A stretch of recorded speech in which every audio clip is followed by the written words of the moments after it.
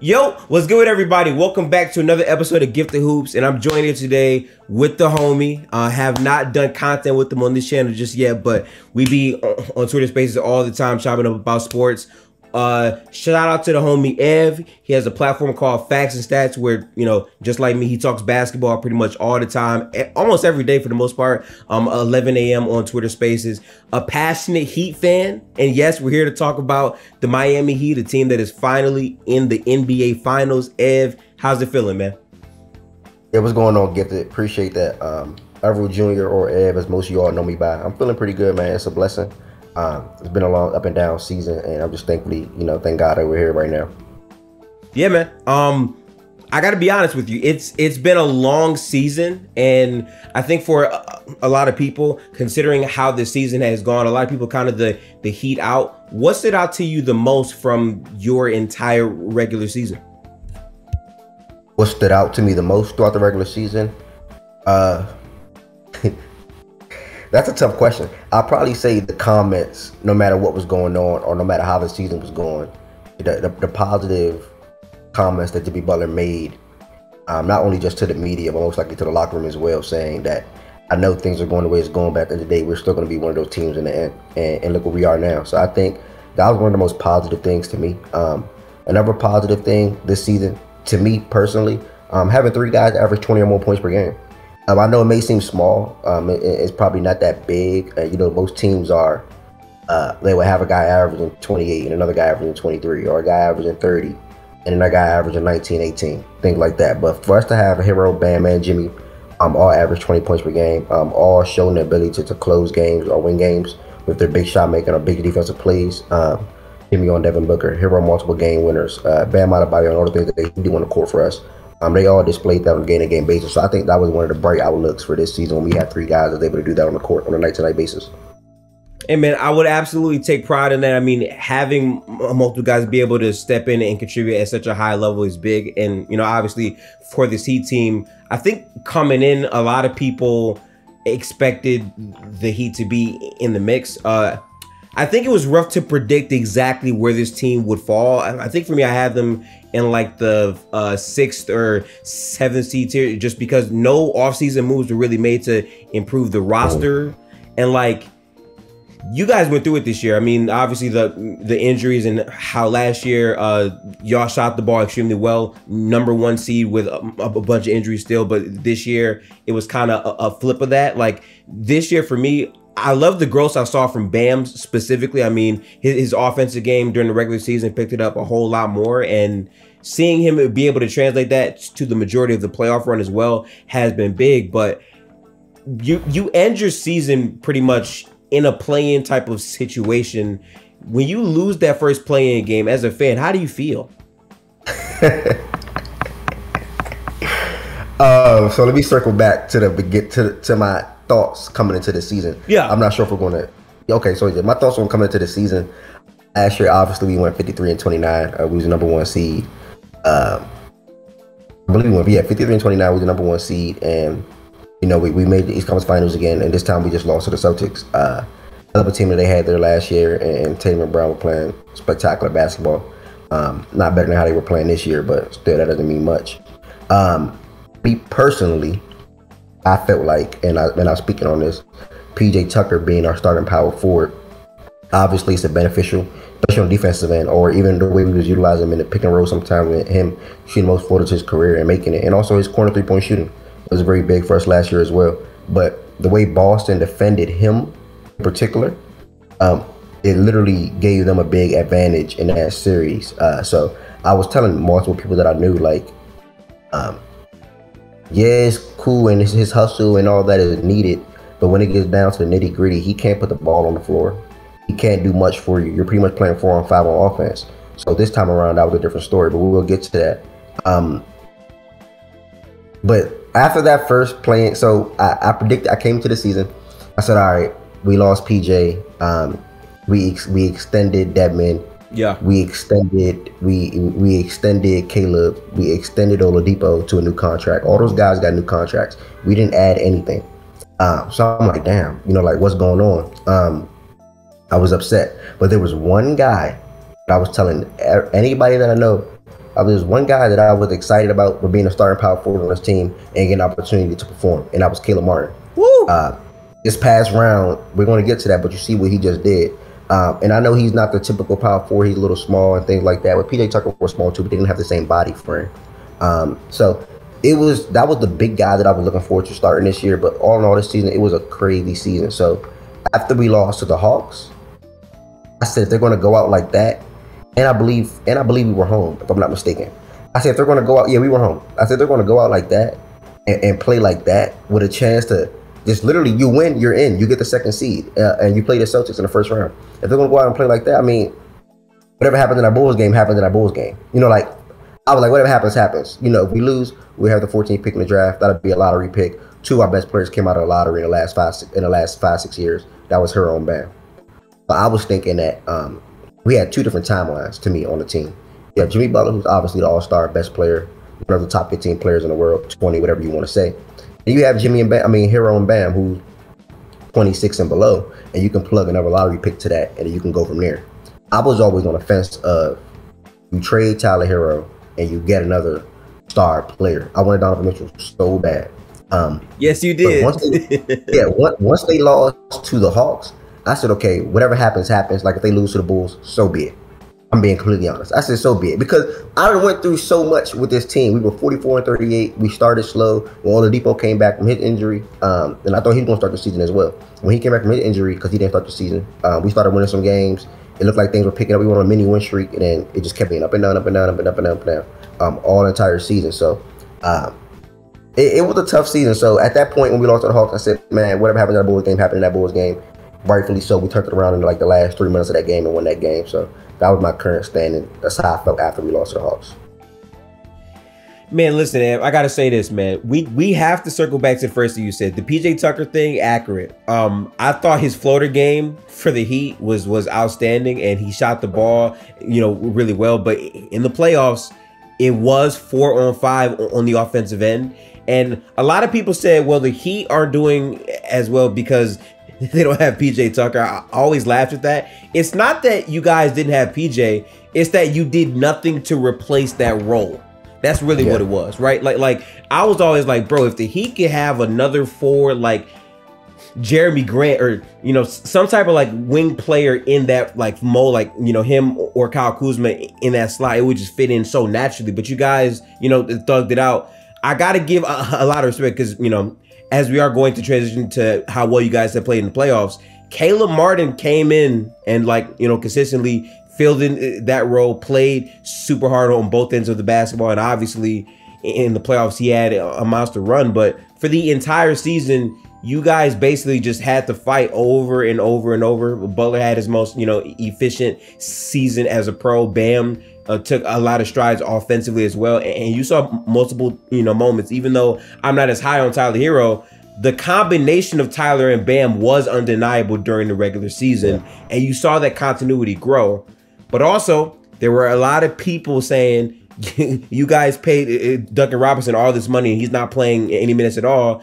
And now in the playoffs, you got all these guys who were counted out playing meaningful basketball. Like, I'm literally seeing Al Horford, respected Boston center, respect Duncan Robinson's drive to where he gives up a 3 in the first quarter. Like, it was just outstanding.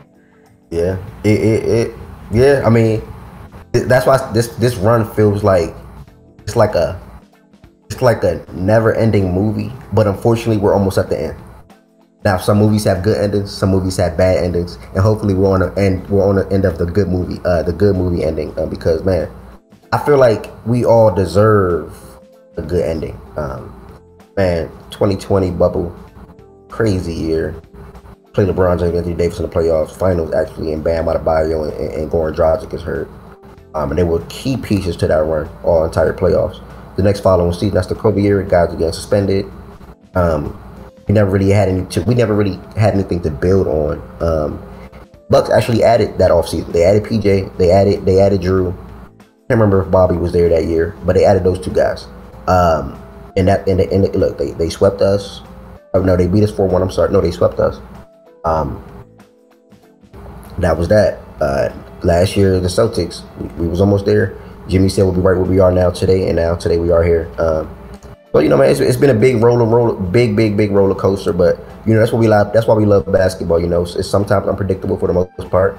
And who expected the Kings to be what they were this season? Most people had the Grizzlies dropping off with Jaren Jackson starting the season on the bench. Yep. Most people was higher on the Timberwolves, and they weren't too good this regular season, even though talent was the big portion of it. But that just goes to show, like, basketball is so unpredictable for the most part. So I think that's the fun part about it. Absolutely. And for a team like the Heat, you guys have had Spoelstra in there for so long. You have a certain culture and mold of, like, the types of guys that you guys build and develop. Like, people understand coming in there, your job is to come in there, work hard, and, like, contribute a lot to your team and your teammates throughout the entire season. So I think that culture in terms of holding people accountable and having it led by Jimmy and Bam, two players who play extremely hard on both ends of the floor, like, that type of airness rubs out in the whole locker room. And then having a coach like Erik Spoelstra who just puts it all on the line and gets the most out of these players. Like, I think the Heat is a great example of continuity mattering in the NBA, because the two teams who are in the NBA finals are teams that have been together. They understand the ins and outs of how to play with each other, and it's not just one guy. Like, as good as Bam is, as good as Jimmy is,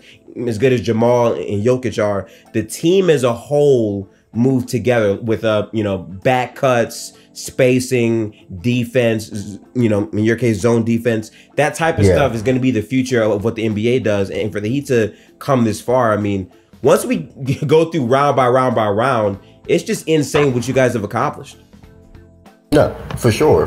I mean,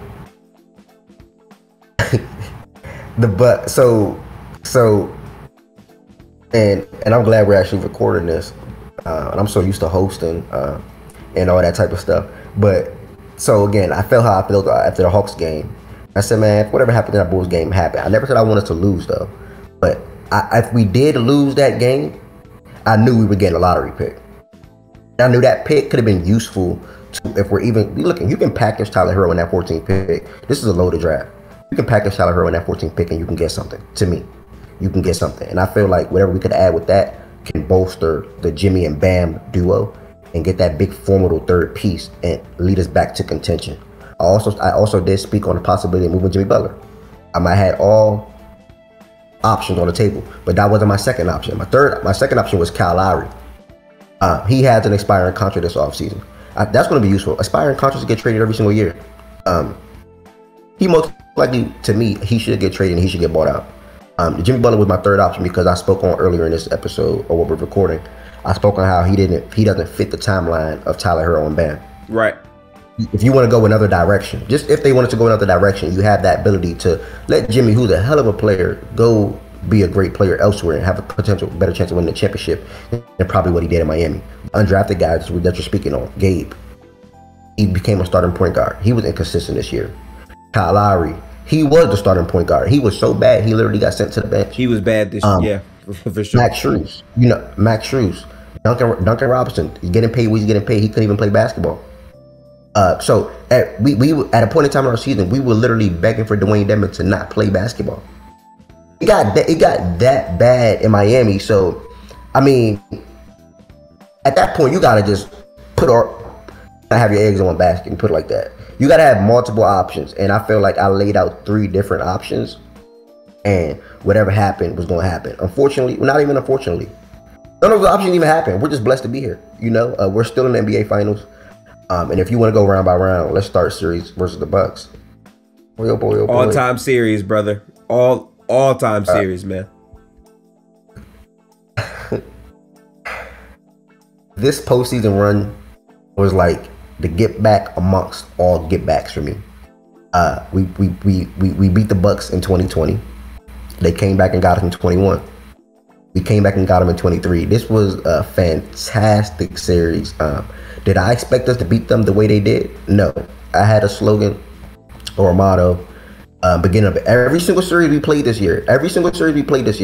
And it happened in every single series. You win game 1, and we can have some fun. At that point, anything is possible. We went to Milwaukee. We took game 1. My favorite game of the series, though, and I think that might have been game 4. we were up 2-1, and I think that's a game where Caleb Martin hit the three in Giannis' face, and it was like, you know, doing that. That was a fantastic series. One of my favorite Heat series of all time. Jimmy Butler, what he did in that series was just out of this world. I mean, he did 37, 6, and 5. Bam came in to contribute. He wasn't in the 20s like he was regular season averages, but his 17 and 8 was very useful as well. He had big defensive stops throughout that series, especially in the last, I think in one of the last games. He defended Giannis so well in that series. And Giannis got a lot of questionable calls to me. I don't dislike him. I respect him. I would prefer him to have an outside shot. I prefer him to have a better post game, but it was a lot of questionable calls, and I think Bam, he fared well against it. He played well against it, against him and the refs, if you ask me, and got the stops when we needed him to get the stops. Gabe was solid in that series. Caleb was solid in that series. We also added Kevin Love mid-season. He became a playoff starter for us. This last Celtics round, he sort of kind of went to the bench the last couple of games, which was very needed. But that was one of the best series, one of the better series that we had, man. When you're going against a defense like that features Brook, a DPOY candidate. All defense guys right there, yeah. Yep. Giannis, Drew. Like when you're going against a team that featured Bobby Portis, who came off the bench, was one of the better 6 men off the bench this year. I think he led the league in bench doubles off the bench. Chris Middleton. You know, when you're going against a team like that and you come out on top 4-1, that's what I think that's what started like, oh damn, you can really do this around the locker room. You know, I know Jimmy spoke on it in the middle of the season and he spoke on it last year, but I think when you beat a team like that, you really start to look in the mirror and like, damn, y'all, okay, let's really gear up. So I think that's what took place, and then that trickled over to the Knicks series. I don't know if you want me to keep going or something, you know, but you know, I gotta say, man, I'm not gonna sugarcoat nothing. I'm gonna keep things all the way authentic with you, like I try to do, right? In that Heat Bucks series, the stench of what happened with Atlanta was fresh on my mind, and I was thinking, okay, this Bucks team, wow. The entire season, I disagreed with many people. Like, I didn't believe that the Bucks and the Celtics were just miles above everybody else. I feel like the Bucks were kind of getting older, and they weren't like as great as they once were. Their defense was great the entire season, but I always said that to me, Chris Middleton was not all the way Chris Middleton, and I didn't really trust like their outside spacing, because year after year after year for that Bucks team, when they get in the playoffs, the outside shooting falls off a cliff and their half-court offense gets really, really bad, and Jrue Holiday can become a terrorist offensive player. We know these things, but I still felt as if how the Hawks beat you guys in terms of just like the sheer effort with the boards, it felt like that would have been too much. But in game one, y'all came and y'all really snatched their souls to me. And like, obviously, Giannis got hurt. I do, you know, agree with that. But people have to remember the one game they won in this series, which was game 2, I'm pretty sure, this Bucks team put up 80 points in a half. Like, just it beat them bad. And guess what the narrative was, Ev? Because you host Space every day, so you already know what it was, right? It was, oh, they can beat up without Giannis. They don't need Giannis to beat the Heat. And then y'all come back here, and Jimmy Butler has easily one of the best games I've ever seen in my life. I mean, he was talking shit, dropping 56 points, down, taking pull-up transition threes down in the game, and the entire time talking. He really like had the dog for the entire team. Like, that to me sparked the entire team. Bam, even though I feel like in that series offensively he could have been better, the defense of Giannis was absolutely stellar. And I'm telling you right now, if that closeout game, I love the NBA. I love basketball, but that had to be one of the most rigged games I've ever seen in my life, because in that fourth quarter, the amount of free throws that the Bucks just keep getting over and over and over. Y'all hooping threes, you know, quality, you know, shots and all that, but the Bucks just getting free throw after free throw after free throw. And I'm seeing Giannis, a player that a lot of people told me was like the best player by far or whatever, missing a lot of these free throws, not executing, making the dumb foul on Max Strus in overtime. Like, it was just such a crazy series. And the crazy part about it is y'all lost Tyler Hero in game 1. Like, and that's my guy. That's my guy. I love that you hit. I love that you hit on the points where the narrative, because one, when they did what they did to us that following game, and they beat us so bad, they was shooting lights out. I'm pretty sure people were saying, even if you add a 75% or 80% or even a 90% Giannis to what the hell they just did to us, and that probably will continue. But the fact that they lost the series, that's when everything came backwards to, oh, but Giannis was hurt. You know, I mean, it doesn't make any sense to me personally. But at the end of the day, like Drew Holiday said, Jimmy was just busting their ass. They didn't have anybody to stop Jimmy. Facts. I mean, they couldn't do nothing with Jimmy. Drew Holiday just said that last week. So, you know, for respect to an all-time defender and a guy like that, especially from the perimeter aspect, or just all around, to be honest, to make a comment like that. So, that's pretty much how I felt about that series, man. It was you spoke on the foul call after foul call after foul call, and thankfully and rightfully so, he's not a good free throw shooter. Another aspect that he got to work on, which he has been improving at, but that definitely benefited us in the long run. Oh yeah, trust me, undoubtedly. And the heart of Jimmy Butler for to be like talking trash to Drew Holiday of all people. I've never seen no one in my life go at Drew Holiday in that way, but to also score the clutch bucket to force overtime, and you saw that Bucks team like fold, like y'all look poised the entire time through. Bam, he was in foul trouble, and it was just next man up mentality for every player in that overtime period. And like after y'all clinched that, I'm like, nah, this team is serious. This team is really, really, really serious. And then y'all play the Knicks, who like a lot of people also counted out. A lot of people said that the Knicks would not beat the Cavs because the Cavs had the talent, and the Knicks manhandled the Cavs easily. You know what I'm saying? So then y'all come into another playoff series where people say the Heat don't have the talent to beat the Knicks. Mitchell Robinson is going to kill them all over the glass. And y'all just fight. And the crazy part is this series to me was so important because this was the Duncan Robinson coming out party number one. And two, Jimmy Butler got hurt. And you saw Caleb and Gabe like put their hearts on the floor every single game. Transition threes, pull-ups off of the dribble, the attack and the closeouts. And Duncan, I think that playoff series was so important for the conference finals to me because Duncan Robinson got his shots off and his confidence back in that Knicks playoff series. So I agree. I'm sorry. I agree. That was listen, they were some guys that unfortunately had to face a hungry AC that was coming off of what they just did to Milwaukee. And again, I do want to give them credit because I did pick them to beat the Cavaliers, but the way they handled the Cavaliers were fantastic. I want to give all credit due to that. I think Julius Randle. Did Julius Randle play in that Cleveland series? He got hurt. I'm pretty sure he got hurt. That's right. Yeah. Okay, so he came back for us, but yeah, Julius Randle in that. First off, before I even speak on that series, hats off to Jalen Brunson. Oh yeah, Hooper. I'm watching the last like 3 games of that series, or even game 1 or 2. Of him just going nuts, and we just couldn't do nothing about it. He was a tough pickle. We did so many different defensive coverages for him, and he was pretty successful against Gabe. He had his ways for the most part against Jimmy. Bam had some good defensive stops on him. I do appreciate Bam's versatility to be able to do what he do. To guard 1 through 5 I can't name too many players in the league that literally can guard 1 through 5 the way Bam Adebayo can. He's a different breed. He's special, but the reason why I was hoping we got up out of there pretty quickly because Jimmy Butler ankle, man, that was a big. It was bad, bro. It was bad. Yeah, that was a big issue in that series. I think this series we seen Bam be a little bit more better against New York's front court. He also did a great job of guarding Julius Randle as well, keeping Mitchell Robinson out of the paint for the most part throughout that series. His rebounds went down compared to the first series against Cleveland.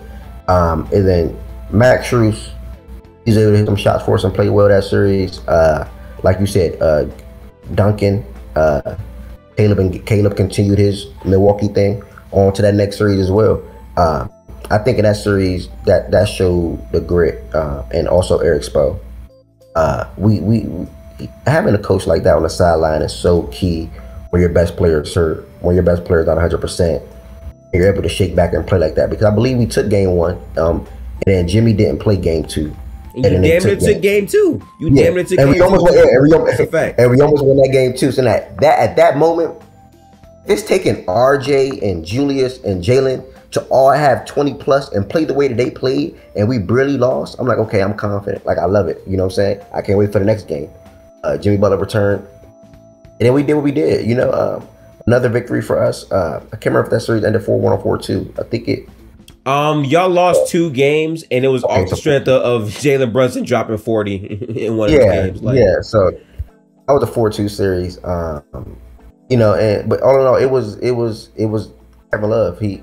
It's all about Kyle Lowry. Even I forgot to mention Kyle Lowry that shit. I'm sorry. I gotta refresh my mind back to the beginning of May and a little mid throughout May for that series. But Kyle Lowry came off the bench. He actually looked like a floor general, like a veteran, like a leader for us, and we needed that. You know, that series regained my confidence when you're talking about a guy that can come off the bench. Although he's getting paid a lot of money, but a guy that can come off the bench and do that for you. And he was able to provide that playmaking aspect, and just being a floor general, having a high IQ, which he does have. He showed that in Toronto, you know, winning the championship there.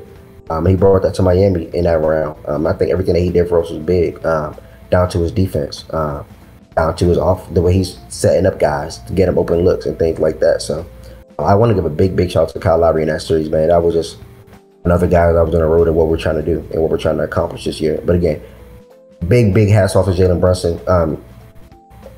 I think where they went wrong in that series was Josh Hart in their starting lineup. I know Grimes was dealing with an injury, and then he came back, but the inability for Hart to be a consistent floor spacer showed. If Julius and Josh are pretty much inefficient from the outside, Jalen Brunson likes to work from the inside and then shoot a 3 if he needs be, even though his shot was on, I believe, in that series. And he already started Mitchell Robinson, you know. So that's 3 guys that you cannot count on. I mean, RJ Barrett, he had a good series. I think he did 20. I think he averaged 20 that series. Yeah. And for him, that's okay. I think for him, that's okay. You know, I'm not mad at that. But I'm more so looking at Josh Hart. I think that, and they tried to shift to that. They started Grimes, I think, in game 5 and 6, if I'm not mistaken. A little bit too late though. It's hard to get going. I think in 5 Grimes shot well. I'm talking off the top of my head. I'm just talking. Right. But I think in game 5 Grimes shot well. One of those games he shot well, but I just think that was something that should have been in the beginning of the series. Sort of kind of helped him out because Josh Hart, don't get me wrong, he's tough. Crashed the glass. He rebounds. He plays with tremendous effort. But to beat a team like that and with the offense that they had, for the most part, which is pretty much Jalen Brunson, go ahead, ISO, do you. Julius Randle, go ahead, do you. RJ, try to do you.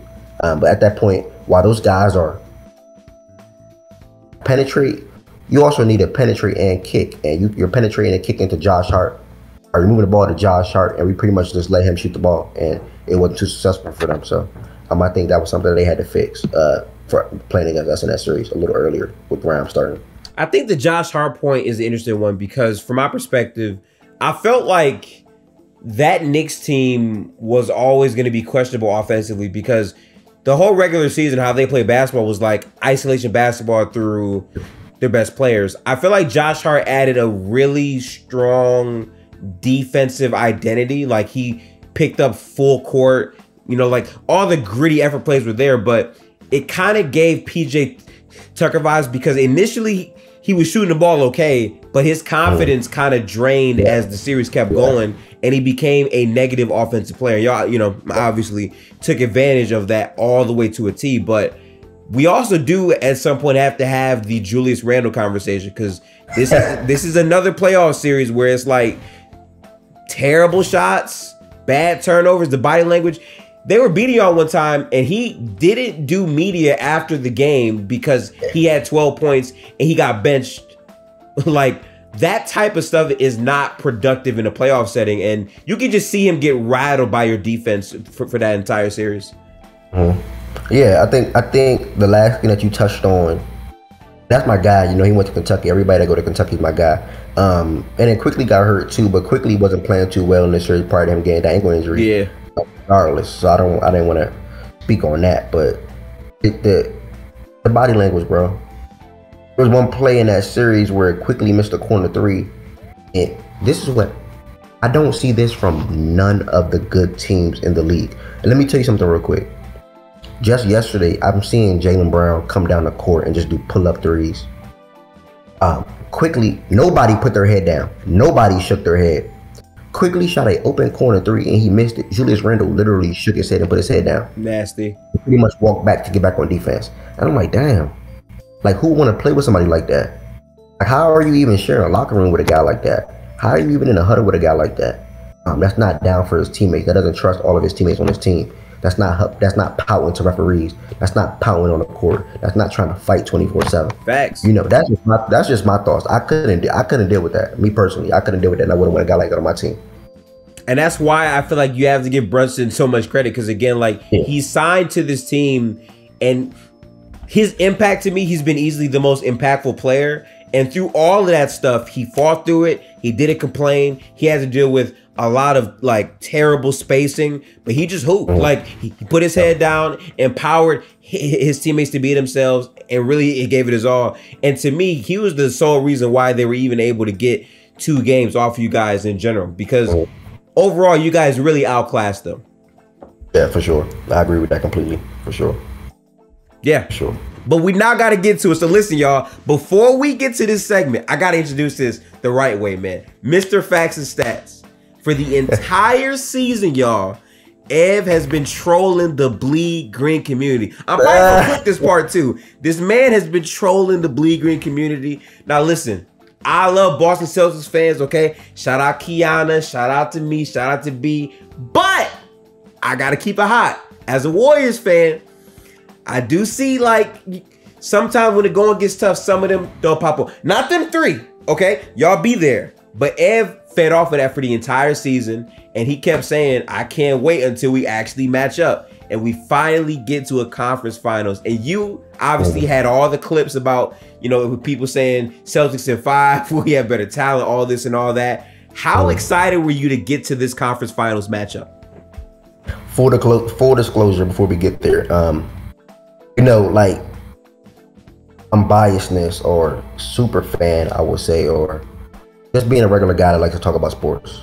I do this for football too. I tend to go into the season with my Super Bowl predictions or my NBA Finals prediction matchup.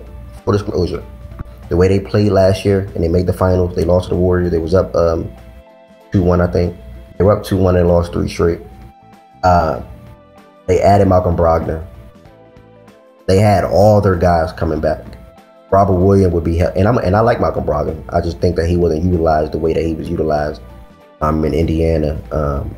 But that's another story. That's besides the point. Doesn't really matter much. When they add a guy like that for pretty much nothing, you still have Derrick White. You have another season of Grant, JB, Jason Tatum, and like you said, I do Twitter Spaces every single day, and I promise to you, I literally said this to my Twitter Space, and they thought I was crazy. I said Jason Tatum will average 30 points per game this year. Well, why do you think that? I said if he's the player that I think he's going to be, he's going to take that leap scoring. It's not that much of a leap. I think he probably did 27 or 28, whatever it was the season before last. I don't know. But I predicted him to average 30, and he did just that. I say he had a better season than LeBron James. They thought I was crazy. But that's here nor there, though. I did predict them to go to the finals, but I also said that I think the Heat will go to the East Conference Finals again. The Celtics and Bucks play in the second round again. Unfortunately, not even unfortunately, it's actually fortunate because it's put some certain teams in the light. We got the Milwaukee Bucks in the first round. That happened. But as far as this matchup, I did wait 365 days for this one. I waited a full year for this one. And this was beautiful. This was special. And I said what I said about them being my finals team or pick in October. I also said in December. I also said in January. I also said in April. I also said in March. I want them in the playoffs because there's certain things that I've seen about them when I watch them. That's my second most watched team outside of the Heat. And I've seen on a game-to-game basis. And it was literally 3, 3, 3, 3, 3. We're going to get these threes up, threes up, threes up, threes up. And felt like a guy of Tatum's stature didn't utilize his size for the most part, or as frequently throughout games. To me, barely any post-ups for Tatum. Yeah, working in the post area, killing the mid-range area. Mid-range is more so JB's game, but JB also was getting the threes up as well. The whole team was getting threes up. They truly lived and died by the three, if you ask me, especially on offense. A lot of driving kicks for the most part. So I felt like if they had to see us in a playoff setting, I think Jimmy and Bam, and I always raved about, Tyler Herro had 3 good games against them this year. His last game was pretty much a stinker, but he had 3 good games against them this year. And we went 2-2, and the last game that we won, it was actually on back-to-back days, like literally like 2 days apart. I think one of them was on like November 30th, the next one on December 2nd, something like that. And they were back-to-back games. One of the games they beat us, I can't even recall if Jimmy Butler played. Somebody didn't play. But besides the point, it doesn't matter. I just seen some things, and I feel like that recipe or that structure on offense is not set up to make you just beat any and everybody. I don't get it twisted. I thought they can beat anybody else in the East, but I also felt like we can beat the Sixers. I also feel like that he can beat the Cavs. I feel like that he can beat the Knicks. So I felt like they can beat all those other teams as well, but I felt like if they seen us, it was going to be a different story. Now, a lot of people called me a troll. A lot of Boston fans said, well, you are a troll, though. So I am. In that aspect, I wasn't. But a lot of them say, well, you guys like to speak on being a shot away and you guys overachieved. We really should have beat y'all in 5. We should have beat y'all in 6 last year. And all I was saying was, okay, I can't wait till this year comes around. I had my motto, win game 1, we can have some fun. I told everybody in the space, listen, if you want to make some money, take the Miami Heat money line game 1. It was like plus 300, and take the spread. So if we do happen to lose, I don't think they were going to beat us by 8+. To me, I just did not think that they can do that. Last year, there was a lot of blowouts in the series between us.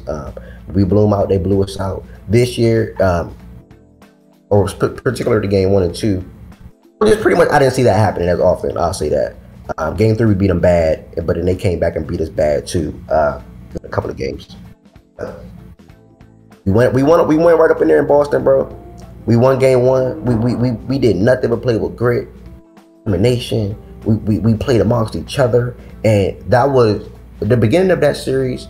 Some of the best team basketball I've seen us play all year. 100%, bro. And it's not just offensively though; it's defensively too.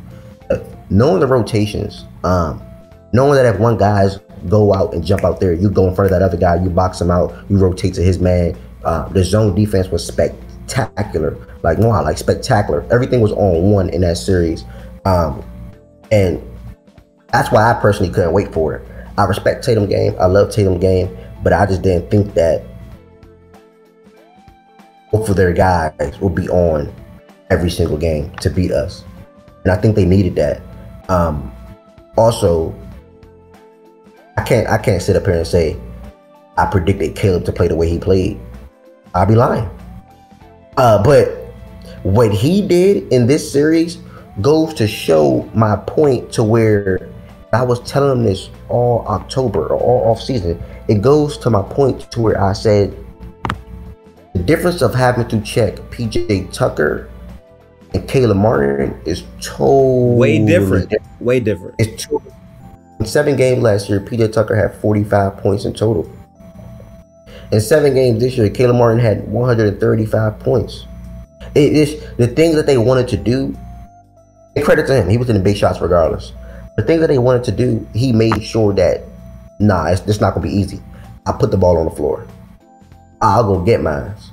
I'll knock down these open 3-point shots. I'll pull up. And on top of that, I'll play defense. So Caleb, to me, was the East Conference Finals MVP. Jimmy got about 1 vote. Shout out to Jimmy though. He game 4 through 6 was bad to me. 6, he had the late heroics where we could have won, we should have won. I guaranteed that win, but Derek White, hell of an effort play. And Boston, crazy, he played with effort. Yeah, he played with effort all series. I give him that. And after game 1 through 3, they played with effort. They was crashing the glass. They was playing as a team. They were playing hard. Marcus Smart was hitting some big shots.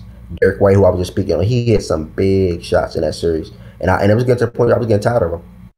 I was genuinely getting tired of Derek White, to be honest. Every time he shot the ball, I was getting tired of it. He was hooping, bro. Yeah.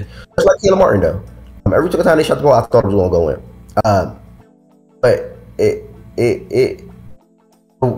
the things that we did defensively on different occasions benefited us. We showed man, we switched, we went zone, and it was not just a 2-3 zone. It was like a little sort of kind of sometimes like a 1-2-2 sometimes, or even 4 out 1 in. It was a lot of different looks that Spo did for us when it comes to containing Tatum, and that's a tough guy. And the start of Game 7 was unfortunate with him twisting his ankle, but that's a tough guy. I feel like if Gabe didn't miss that game that he missed, that probably would have helped us out offensively because he's a big piece and he showed to be a big piece for us for what we needed him to do in that series. Just this whole entire playoff run. But Caleb Martin was my main focus. I mean, 19 and 6. He did 60, 48, 87. Jimmy, he wasn't too efficient this series. He shot bad. But he continuously tried to make the plays to help us win the game. And I think that's what mattered most. And he came out with that aggression in Game 7 yesterday. We went on 22-15 at the end of the first, and we didn't lose the lead at that point. Jaylen Brown, he was horrific. He was horrible. So yeah, man, it was beautiful to be able to get that get back. I waited 365 days, and I had to hear all the trash talking, or you guys shouldn't have been there in the first place. They told me we stood no chance. They said we was in the way of what they're trying to get back to. Well, I'm sorry, they gotta wait another year for that. Simple, straight up. Y'all gotta wait another year for that. You know, y'all had high hopes of Tatum. Y'all had high hopes on Tatum and Brown, but I'm sorry, we got bigger hopes. Jimmy was determined from last year, and he said we're going to be in the same exact position again, and this time we're going to get it done.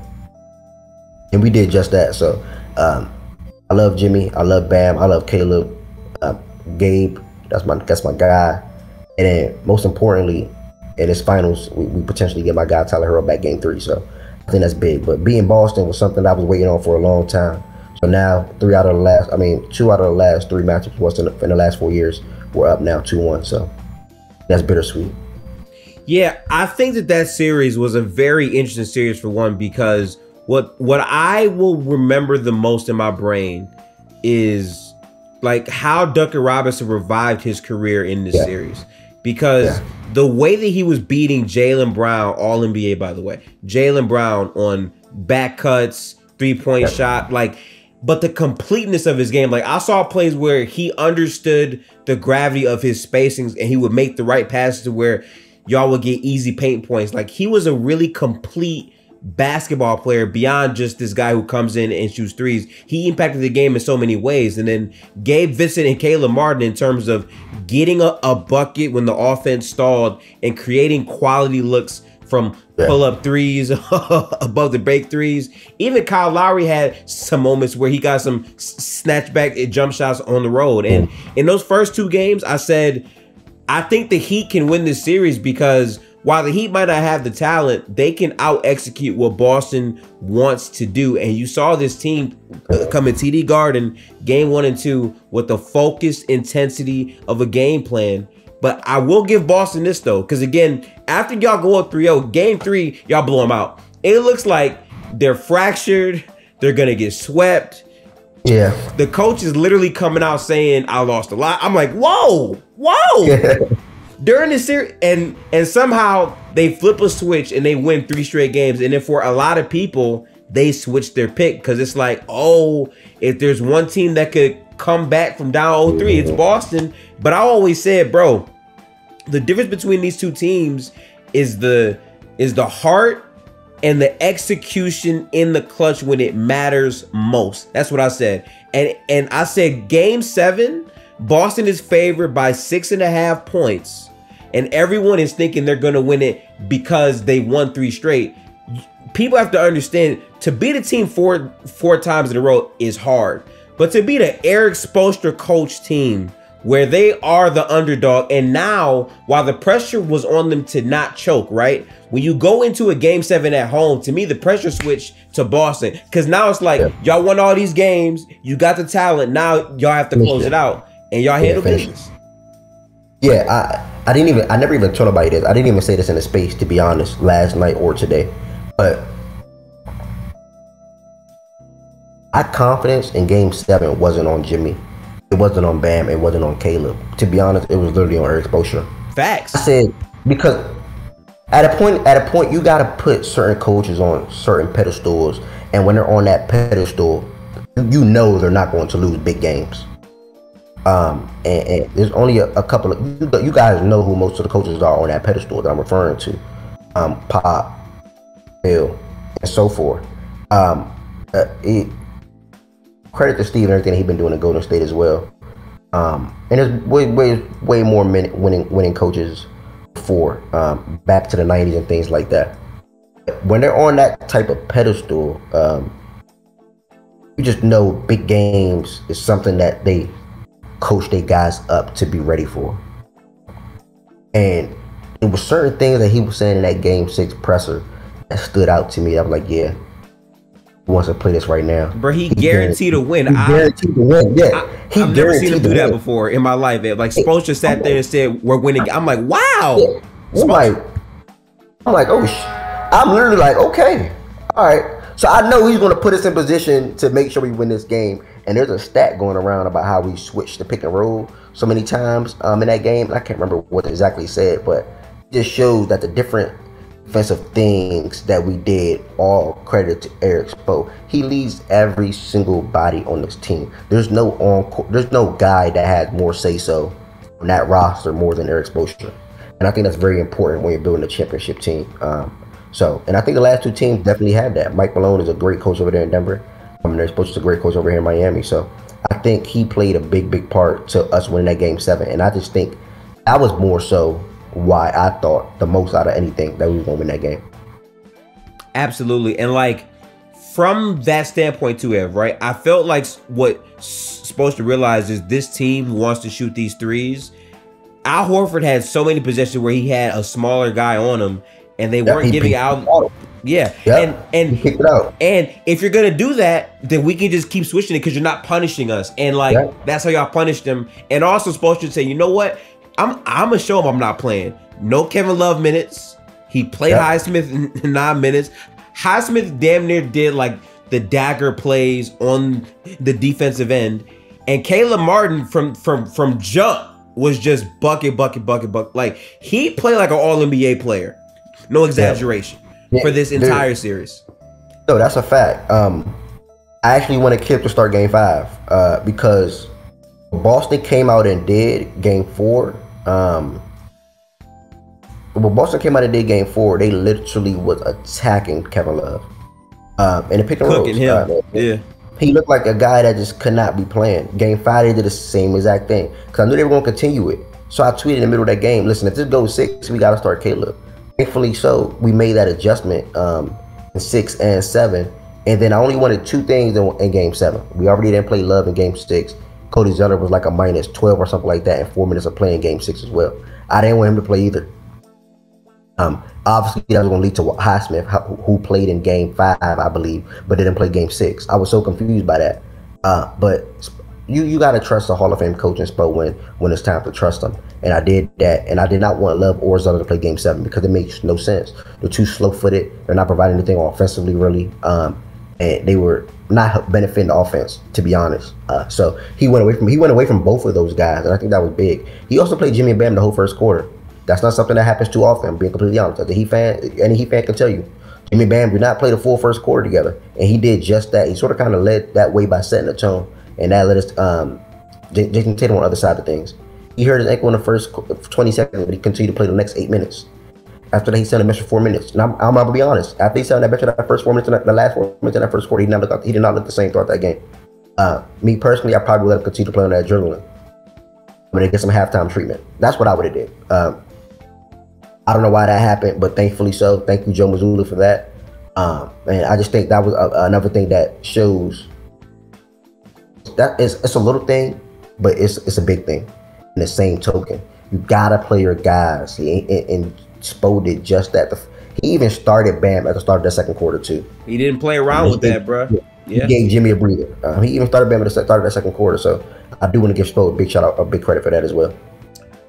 Last thing I'm gonna say before we transition to the NBA Finals, which by the way, Ev, just think about that sentence considering the season that we can just say NBA Finals preview.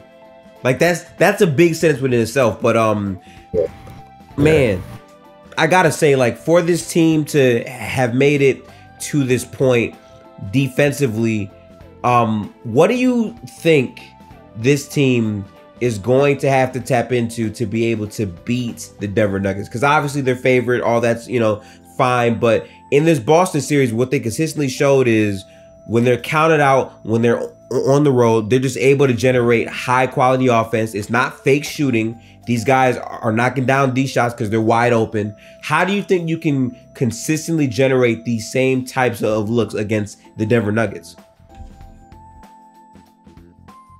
To the same type of looks on offense you're referring to? Yeah. I think when it comes to this Denver Nuggets series, and I'll be lying to you if I say I'm not worried or I'm not scared. I'm all of the above when it comes to this team, because their best player is a 7-foot superstar, a juggernaut on offense, one of the smartest players in the league, one of the best passers in the league, one of the best scorers in the league. The last time we said that about one guy, all three of those things, was LeBron James. Yeah. Because Stephen Curry, to be fair, was never viewed as a top 3 passer in the league, ever. Throughout his career, he was never viewed as that. Nobody said Stephen Curry's a top 3 passer in the league. Obviously one of the best scorers, obviously one of the smartest players. But LeBron James throughout his career was viewed as one of the best passers, scorers, and smartest players. Jokic is undoubtedly probably should be a top 3 passer in this league, one of the best scorers in this league, and then obviously one of the smartest players in this league. Tough pickle. But as far as us offensively, we put Bam in different situations in that series against Boston. We more so with posting up Bam and let him trying to eat in that aspect against Al Horford or Robert Williams, whoever the case may be. I would love for us to circle back. And credit to the defense that he's been going against. They sort of kind of been taking us away. But I would love for us to circle back to getting Bam that ball off of pick and roll situations. At the elbow, and letting him get his matchup from there. Because at that point, you can shoot that pull up midi. You can do a jab step, go by, or you can post up and do your little. He likes to do like a dream shake. It ain't like he fades away. Yeah. He bang do that move. But credit Tyler Hero put him in that position a lot. Tyler Hero was a big part of that. So that's one thing I want to see us turn back to. Another thing that's going to be needed in this series to me is Gabe Vincent. We're going to need his shot creation. What I mean by shot creation is his ability to pull up off of screens, his ability to pull up in the mid-range area, his ability to attack downhill. I'm not saying he's one of the best finishers in the league, but he will attack downhill and do a floater. The ability to shoot pull up threes, mid-range, all of that. Gabe Vincent, we're going to need him to be super duper aggressive on offense. I'm not going to be mad with how many shots Gabe Vincent shoots, to be honest, in this series. I'm more so on the side that Caleb Martin, I know he's going to work. I know he's going to try to get his. So I'm not going to speak towards him. Jimmy Butler, when it comes to how he plays the game of basketball, he's always going to try to pick his matchups. Me personally, I think Aaron Gordon's going to start on him. And I think Aaron Gordon will be a tough matchup for Jimmy Butler. Aaron Gordon is stronger, or strong, just as strong. He's a little bigger, especially frame-wise. He has the ability to move his feet. Jimmy Butler is not a super duper shifty guy. He's not beating you off face ups. He's like, the way he scores is like smart. I'll say that. He outsmarts guys. He gets to the line. To spot smoothly and calmly. That's the way Jimmy Butler likes to execute. So I do think Aaron Gordon can cause some difficulties there. But when he gets that KCP matchup, when he gets that Jamal Murray matchup, maybe even MPJ. I'm not saying all those are favorable, but when he gets those matchups, anybody that's not Aaron Gordon, to me, he got to try to kill. I do think Bruce Brown will be a tough match for him as well. But he can probably post up Bruce a little bit and try to get hits from that area. Also, Keep your dribble handoffs going. Play Duncan Robinson more. Duncan Robinson is better off ball to me and moving around the court than Max Strus. He got to play a lot of minutes in this series to me too. Duncan Robinson got to play way more in this series to be able to beat this Denver team. We're going against a team that, to me, they generate high quality looks almost every possession. When Jokic and Jamal Murray's on the court, let me make sure I emphasize on that, because Jokic, the way he sets up everybody and the attention that he commands, and he should have commanded a lot of attention in this series because he's going against a guy in Bam who's not as big as him. Pretty much has that matchup favorable in his advantage. So is Bam being aggressive offensively, get into his spots in the free throw line area, the elbow area. Gabe Vincent showing us a lot of shot creation, being aggressive on offense. Jimmy Butler picking his spots and continuing to stay aggressive. We cannot have you have 14-point games, 19-point games, 16-point games in this series like you did between game 4 through 6. All those were not all his points. I'm sorry. One of them he did like 27 or something like that, but he went 9 for 21 or 28. Right. 20, but that was not a good game to me. I think that was game 5. That was not a good game to me. Game 6, he hit the 20-point mark when he tried to lay heroics. But that wasn't a good game either. We need Jimmy to be aggressive. This is NBA Finals, and we need you to be aggressive from start to finish. Who else spoke on Duncan playing more? When Tyler Hero does return, which I'm assuming, like Chris Haynes said, game 3, I want him to come off the bench. Can't rush you back to the starting lineup. Come off the bench. Finish the season out that way, and then we can go from there. So I think those are the main things that we have to do. It's hard for me to predict what we're going to do because our offense isn't as great to me. If I had to be honest, it's really based off dribble handoffs and Jimmy picking the spots and some transition buckets and pretty much it. It's not as great, but we're here, and I can say that. So that's the things I'm looking forward to against Denver. Yeah, man. I mean, hey, listen, like, I don't think regardless if you win or lose the finals, it's a loss at all. Because the fact that you were able to make the finals, you got your pick, and you're doing this off of a roster that you did not improve pretty much at all last offseason. So this offseason for the Heat is going to be a really strong one, especially considering how far you made it and how much experience these guys are going to get against a really good team in the West. So you guys are in a good pole position in terms of, being able to build off of this success. But I'm going to be happy to watch it because I think this series is going to be real hoops, because a lot of people have had this notion that, oh, the Heat aren't that good. Like, it's really Butler carrying everything. But this is a team to the nines all the way through. Even when Butler or Bam have had bad games, you've had multiple guys step up. And for Denver, same thing can be said. When Jokic is in foul trouble, Jamal Murray stepped up. KCP with his big threes,